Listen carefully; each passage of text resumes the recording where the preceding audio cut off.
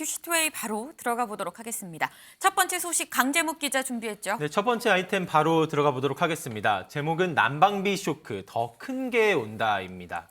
이 난방비 이슈 저희도 계속해서 소개드려 왔었는데요. 이 난방비 폭탄을 체감하시는 분들 계속해서 고지서 통해서 좀 늘어가고 있는 모습입니다. 이 먼저 시민분들 목소리부터 이 공공요금이 늘어나고 있는 것을 체험하고 있는 시민 목소리부터 저희가 직접 준비했습니다. 듣고 오시겠습니다.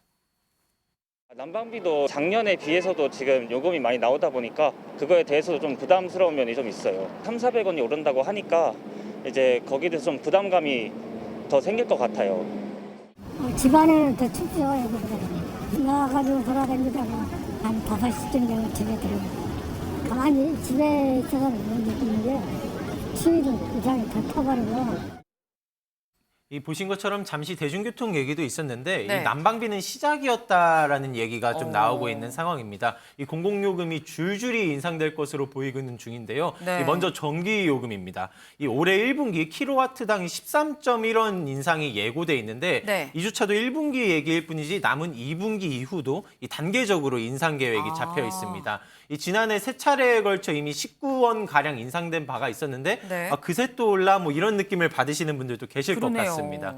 이 대중교통 요금도 인상될 예정인데요. 이 서울시가 다음 달 초 이 지하철 버스 요금 인상을 위한 공청회를 개최할 예정이고요. 이 자리에서 이 4월부터 300원에서 400원 가까이 이 대중교통 요금이 인상될 것이 이제 거론되고 있는 상황입니다. 이 교통비 외에도 이 상하수도료, 또 쓰레기 종량제 봉투 요금 등 이 인상이 예고된 지역, 또 결정된 지역들까지도 지금 확인이 되고 있거든요. 네. 이 때문에 체감 물가 상승폭은 계속해서 커질 것으로 보이고 있고, 이 마지막으로 이 난방비도 앞서도 좀 얼핏 말씀드렸지만 지금 오른 게 이게 전부가 아닐 것으로 보이고 있기 또 때문에 올라요? 맞습니다. 1분기가 일부만 올린 만큼 정부가 나머지 2분기부터 4분기까지 단계적으로 인상할 것이다라는 것에 지금 확고하게 의사를 표현하고 있는 중이거든요. 이 도시가스 요금은 이 38%가량 오를 것이 이제 예상이 되고 있고, 네. 이 전기요금 역시도 이 킬로와트당 51원 가량이 오를 것으로 보여서 이 난방비 쇼크는 앞으로 이 더해지면 더해질 수 있을 것 같은 그런 상황이 예측되고 있습니다. 네, 이런 공공요금뿐만이 아닙니다. 식품 가격도 줄줄이 오를 예정입니다. 아하. 당장 다음 달부터 콜라 한 캔이 2,000원이 되고요. 네. 아이스크림 가격은 20% 정도 다 오른다고 합니다.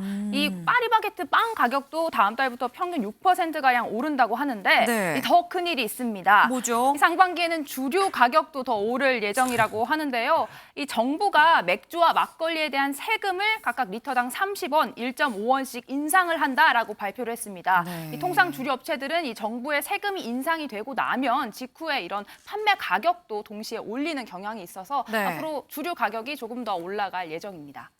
윤영걸 대표님. 예.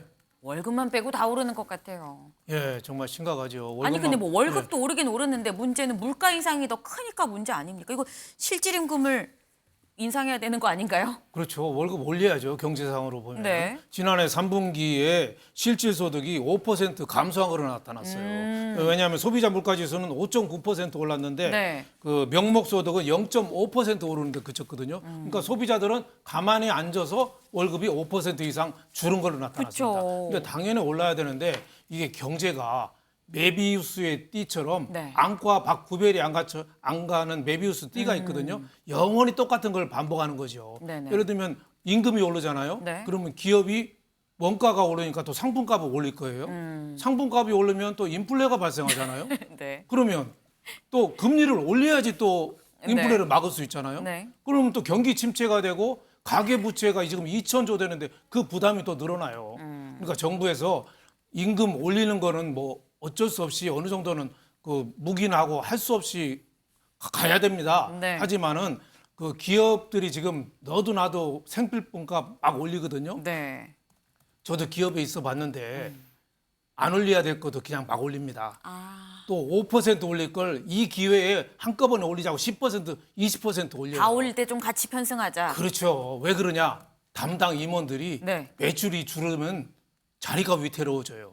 그러니까 매출 높이는 가장 쉬운 방법이 가격을 올리는 겁니다. 그쵸. 그래서 정부가 이럴 때 강압적으로는 하지 말되 네. 기업체들한테 협조 요청 좀 하고 또 자구 노력, 네. 또 고통 분담 이런 거를 정부가 나서서 좀 설득하고 정부도 솔선수범하고 네. 이렇게 해서 이 지금이 스태그플레이션, 경기 침체 속에 물가가 오르는 초입 단계거든요. 정부 역할이 굉장히 중요합니다. 아, 지금 정부 역할이 중요하다. 기업들한테 좀 편승해서 올리는 이런 사안을 좀 자제해달라고 좀 얘기를 해야 된다라고 지금 말씀을 주셨습니다. 사실 정말 저희가 난방비 쇼크라고까지 얘기를 했는데 이 난방비 여파로 정말 민심이 좀 술렁이고 있는 건 맞는 것 같습니다. 민지숙 기자, 네. 이 검색어에 난방비가 그렇게 많이 나왔다고요. 맞습니다. 유명 이 포털 검색어 순위에 오를 정도였다고 합니다. 네. 난방비라는 단어 언급량이 1,800건이 넘었다고 하는데 통상 수십에서 수백 건이 정도였다고 하거든요. 네. 그야말로 폭등한 수준인데 연말 연초에 을에 나오는 수준이 아니었습니다. 그리고 눈에 띄었던 건 이 네. 난방비 키워드와 함께 연관 검색어가 또 주목을 받았는데요. 네. 바로 이재명 민주당 당대표의 이름이 같이 검색이 오. 되었다고 합니다. 왜 이 왜죠? 같은 결과가 나왔는지 직접 듣고 오시죠. 제가 바로 유일한 인물 연관되는 것은 이재명밖에 없어요. 이 난방비라는 이슈를 가지고서 민생행보 또는 대정부에 대한 대립각을 세우고 있는 것이 또 이재명 대표거든요. 그러다 보니까 이것이 이제 정치적인 대결 구도에서의 현안으로 또 등장을 했다고 봐야 되겠죠. 바우처 30만 원과 추경 30조가 대결하는 또 구도, 마치 검찰이 이재명 대표와 대결하고 있는 그 연장선상으로까지도 이어지고 있다고 봐야 되겠죠.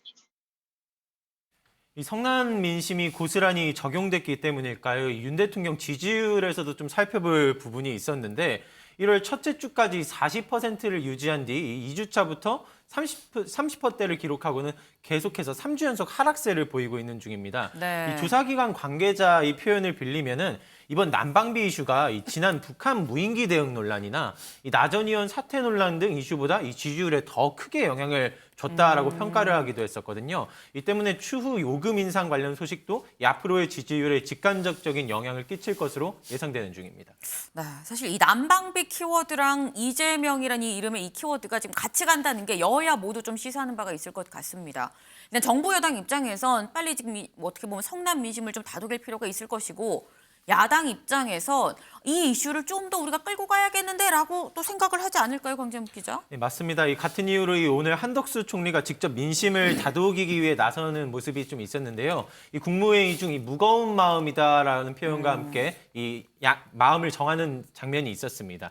이 공공요금 가격 인상에 관련해서는 그러면서도 꼭 필요한 조치다라고 선을 그으면서도 이 양해와 이해를 구하는 모습이 좀 담겼었고요.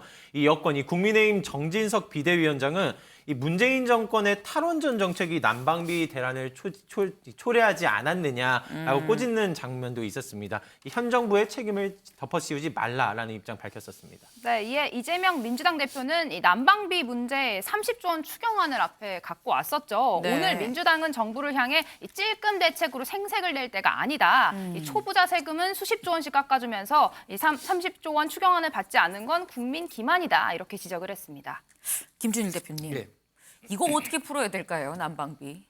일단 국민들을 좀 설득을 해야죠. 그러니까 전체적으로 LNG 가격이 굉장히 많이 오른 건 사실이거든요. 네. 그게 단기적인 요인이든 장기적인 요인이든 왜 많이 올랐냐면은 우크라이나 러시아 전쟁을 제외하고도 석탄 발전으로 나오는 이산화탄소가 100이라고 하면은 LNG로는 50만 나옵니다. 그러니까 상당히 그걸 줄이기 위해서 네. 전 세계적으로 LNG 수요가 느는 부분도 있어요. 네. 설득을 해야 되는데 전 정권 탓을 하면은 이게 먹히지가 않아요. 이래 되면은 문재인 정부 때 집값이 엄청 올랐잖아요. 글로벌 유동성이 확대되고 저금리 때문에. 네. 근데 이게 그러면 이명박 박근혜 때 집값이 낮아서 그랬다. 그러면 이게 납득이 되겠습니까? 문제 해결을 할 생각을 해야지. 전 정부 탓을 계속하면은 사람들은 무능하다고 봅니다. 그러니까 문제 해결책을 가지고 오십시오. 네.